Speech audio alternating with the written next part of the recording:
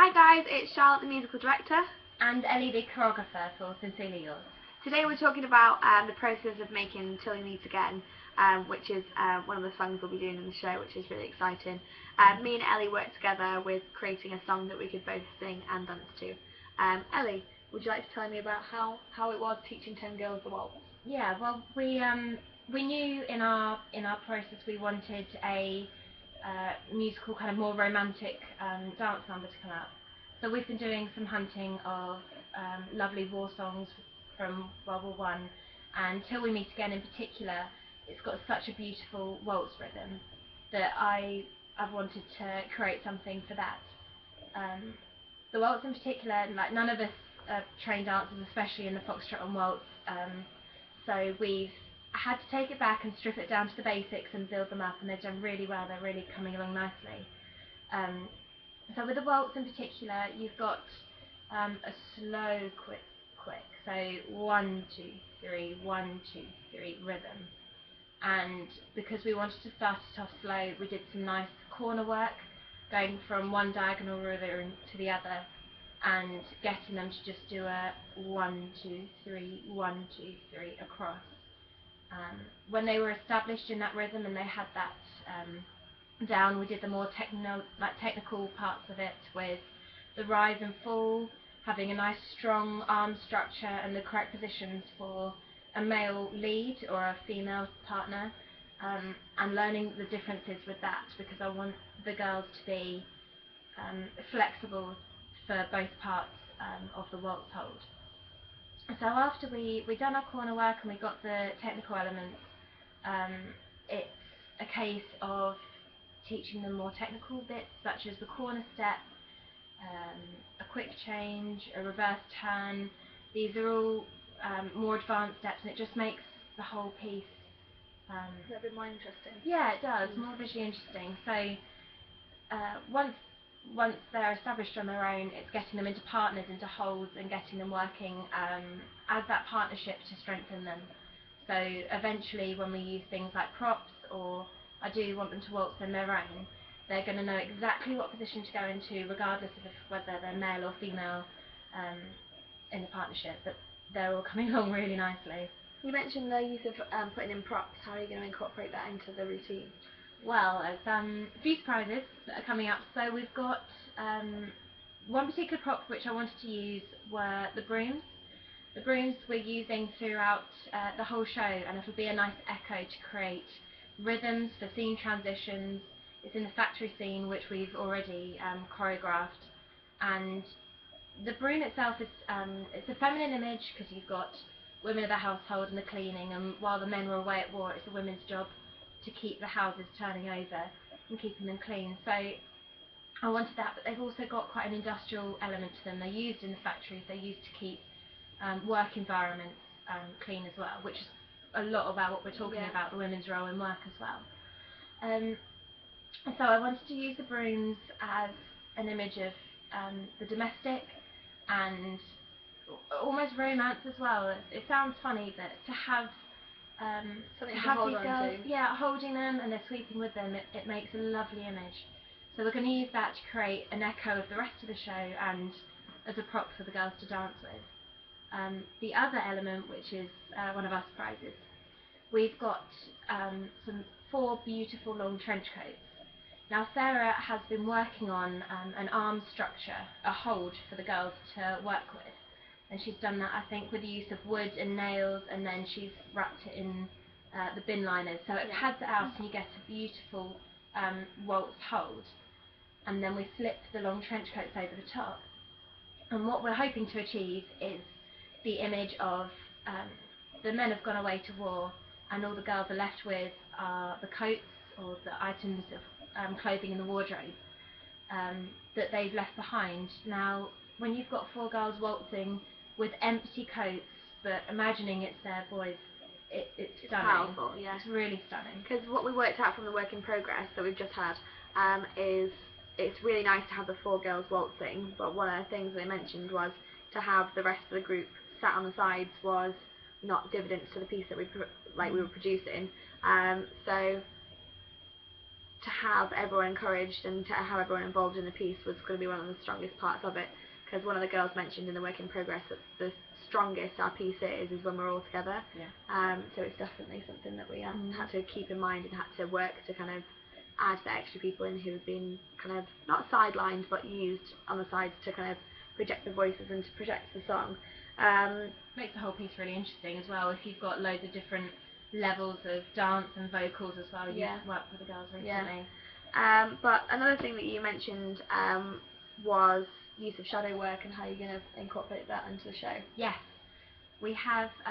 We're currently working with a psych, so creating all kinds of different images of shadow work, and we can project onto it. So it's a dual purpose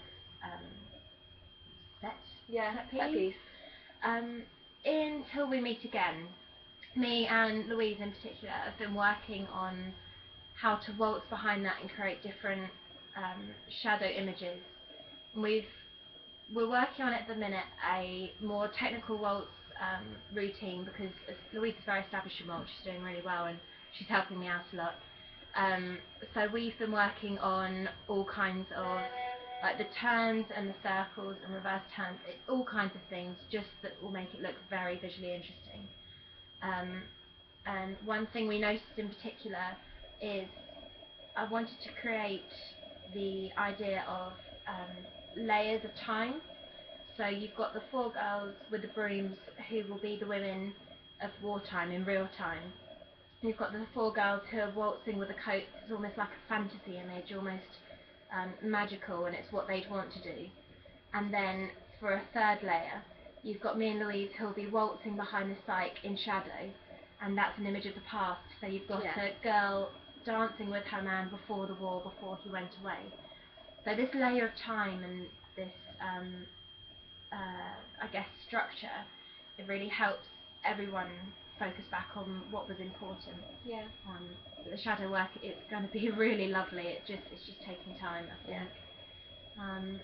But also alongside all the dance and choreography part of it, we've got Till We Meet Again, the actual song and your vocal direction of that.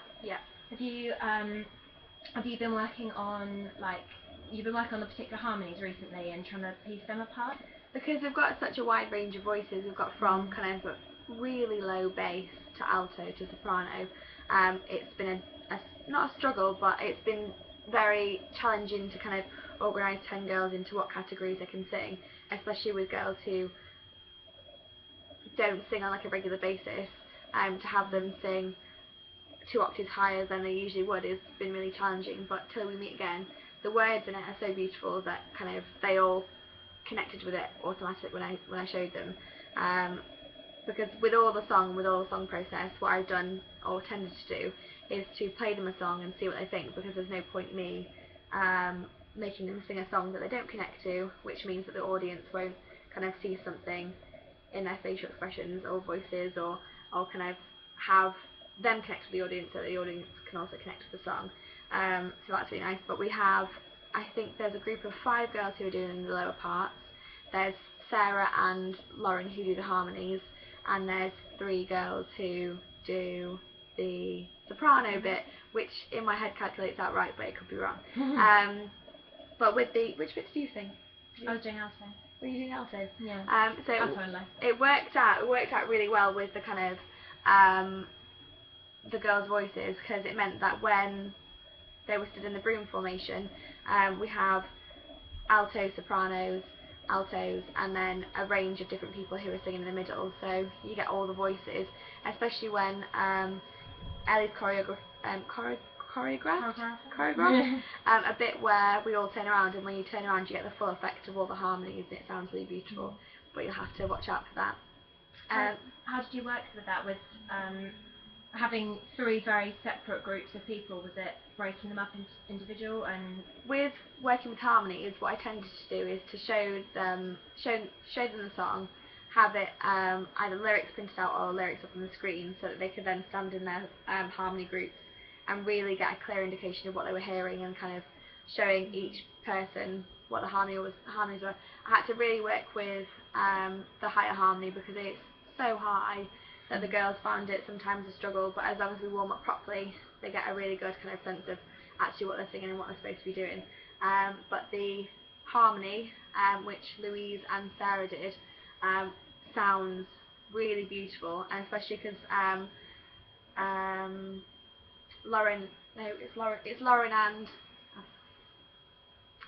and Sarah who do the harmony, and because Lauren and Sarah have got quite loud voices, it means that when the harmony comes through that you can really hear it, and it sounds really effective. You've been doing a lot of work with projection and how to sing and breathing techniques that have brought that along really well. Breathing techniques with the dance especially means that they should be singing especially from the diaphragm, because what we found out when we've done a few rehearsals, especially in Bridge House, is that when people are moving, their breath becomes completely separate to what they're singing. So it'll be halfway through halfway through a musical phrase, and they're like so it detracts from the beauty of the song. So we've done a lot of work on diaphragm and laying down and breathing and watching their stomach rise rather than having their shoulders come up. Breathing from the right place. Definitely is. That and boot camp. Yeah.